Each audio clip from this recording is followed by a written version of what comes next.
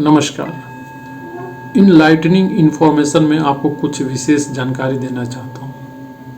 सबसे पहले मैं ज्योतिष के बारे में कुछ बताना चाहता हूँ। अभी तक जितने वीडियो मैंने बनाए हैं, मैंने उसमें ज्योतिष की परिभाषा नहीं दी है।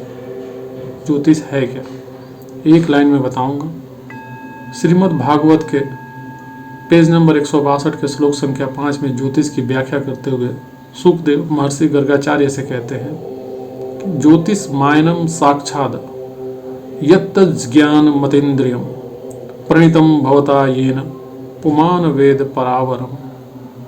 इसका अर्थ है कि जो पांचों ज्ञानेंद्रियों की पहुंच से बाहर है, भूतकाल के गर्भ में छिपा हुआ है, उस भविष्य को ज्योतिष के अध्ययन से जाना जा सकता है। आपने वह शास्त्र रचा है। इसमें सुखदेव महर्षि गर्गाचार्य से कह रहे हैं, केवलम ग्रह नक्षत्रम न करोति शुभाशुभम सर्वाम आत्मकृतम कर्म लोकवादो ग्रहाइति। अच्छा या बुरा परिणाम मिलने का समय जब आता है तो ग्रह बता देते हैं। जैसे जब किसी के जन्म पत्रिका में नीच, पाप, क्रूर ग्रह की दशाएं आती हैं तो व्यक्ति का जीवन कठिन हो जाता है।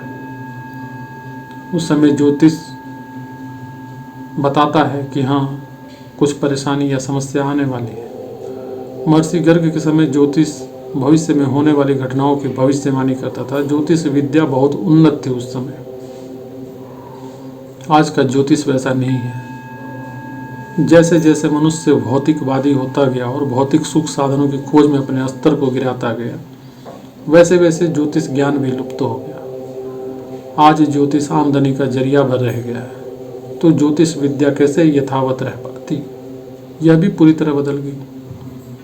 खैर, अगले टॉपिक पर चलते हैं और मैं आपको प्रारब्ध अर्थात पूर्व जन्म के कर्म कैसे इस जन्म में प्रभावित करते हैं वो बताता हूँ। इस विषय में मैंने कुछ ही उदाहरणों को लिया है क्योंकि वीडियो बहुत लंबा हो जाएगा।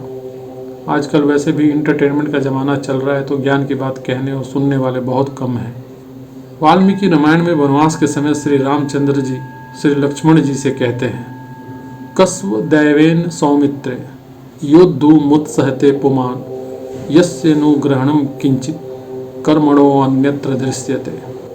अर्थात जब हमें सुख या दुख के रूप में अपने कर्मों का फल मिलता है, तब हमें प्रारब्ध का ज्ञान होता है। प्रारब्ध मतलब पूर्व जन्म के कर्म।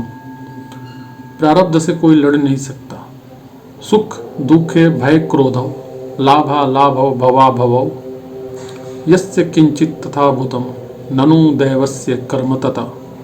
अर्थात सुख दुख, भय क्रोध, लाभ हानि, निर्माण विध्वंस और इस प्रकार की अन्य घटनाएं प्रारब्ध के खेल हैं। ऋषयोऽप्युग्र तपसो दैवेनाभि प्रचोदिता उत्सृज्य नियमां स्थिव्रान् भ्रस्यन्ते काममन्युभिः। जब प्रारब्ध चाहता है तो महान ऋषि भी अपना तप छोड़ देते हैं और काम क्रोध के वशीभूत होकर प्रारब्धवश वे अपने आदर्शों से नीचे गिर जाते हैं।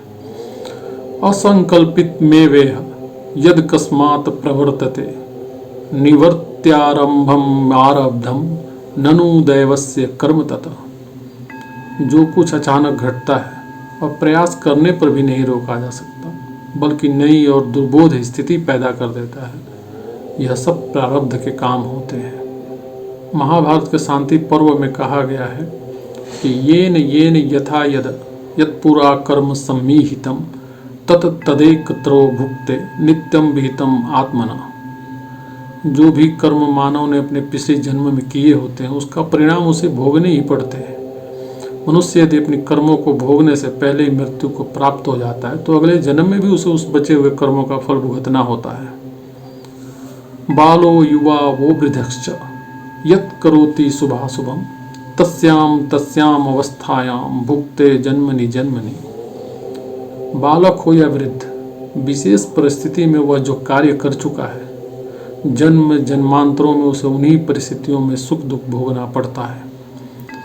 कर्मों के फल के बारे में केवल भारत ही नहीं, विदेशों में भी बुद्धिजीवियों ने रिसर्च किया है। यदि कोई व्यक्ति किसी कारणवश आत्महत्या कर लेता है या उसकी मृत्यु हो जाती है किसी कारण से, तो भी उसे अगले जन्म में अपने पिछले जन्म के बाकी बचे कर्मों का फल भुगतना ही पड़ता है। इस संदर्भ में मैं आपको सैन फ्रांसिस्को कैलिफोर्निया के डॉक्टर वाल्टर सेमक्यू एमडी के द्वारा लिखी गई किताब बॉर्न अगेन की एक घटना के बारे में बताता हूँ, जिसमें डॉक्टर वाल्टर सेमक्यू ने जर्मनी के बिजनेसमैन हेलमुट नाम के एक व्यक्ति का जिक्र करते हुए बताया है कि उसने आर्थिक दिवालियेपन के कारण आत्महत्या कर ली थी। फिर उसका पुनर्जन्म रूपर्ट सुल्ज के रूप में हुआ था, लेकिन रूपर्ट सुल्ज को भी उतने समय तक आर्थिक तंगी का शिकार होना पड़ता है जितना समय हेलमुट नाम के व्यक्ति का बचा था। ऐसी दर्जनों घटनाओं का जिक्र बॉर्न अगेन किताब में किया है उन्होंने। इसको आप साधारण तरीके से भी समझ सकते हैं। जैसे एक बच्चे का जन्म सेम डे सेम टाइम पर किसी गरीब के घर में होता है, उसी समय उसी दिन को दूसरे बच्चे का जन्म किसी बड़े सेलिब्रिटी या किसी बड़े बिजनेसमैन के घर में होता है। इस बात का जवाब कोई साइंस या कोई साइंटिस्ट नहीं दे सकता। इसी तरह एक माँ बाप के 2 या 3 बच्चे होते हैं, लेकिन एक बच्चा किसी बड़े पोस्ट पर पहुंच जाता है तो दूसरा साधारण जिंदगी जीता है। माँ बाप ने परवरिश में कोई कमी नहीं की, सबको एक जैसी सुविधाएं मिली, लेकिन पूर्व जन्म के कर्मों का प्रभाव है कि कहाँ पहुंच गया, दूसरा कहाँ रह गया। इसी तरह कोरोना के समय जब अस्पतालों में भीड़ थी, तब देखा गया था कि एक मरीज की मृत्यु हो गई और दूसरा वहीं बगल वाली बेड पर था, लेकिन ठीक होकर घर आ गया। एक अस्पताल में 100 मरीज हैं, अगल बगल रहते हैं, इलाज का प्रोसीजर सेम है, दवाइयाँ भी सेम है, बीमारी का लेवल भी सेम है, उम्र भी सेम है, फिर भी एक ठीक हो जाता, दूसरा नहीं ठीक होता। कई जगहों से ऐसी खबरें भी आती हैं, कहीं ट्रेन एक्सीडेंट हो गया, कहीं भूकंप आ गया, कोई और दुर्घटना हो गई, बहुत सारे लोग मारे गए, लेकिन उसी में से कोई बच भी गया।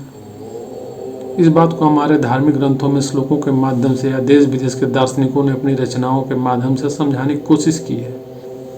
ये ऐसा टॉपिक है, इसमें बहुत सारी बातें हैं बोलने के लिए, बताने के लिए, लेकिन वीडियो बहुत लंबा होगा। और मैं वही पहले जब कहा था कि ज्ञान की बातें सुनने के लिए पेशेंस नहीं है, क्योंकि ये इंटरटेनमेंट का सब्जेक्ट नहीं है, तो इसीलिए इसको यहीं समाप्त करता हूँ। मेरा प्रयास है कि जब बहुत सारे लोगों तक ये समझने की शक्ति आ जाएगी कर्मों के फल से कोई बच नहीं सकता, तो लोग अपराध या अन्य घृणित कार्यों करने से बचेंगे, और तब शायद इसी युग में सतयुग आ जाए।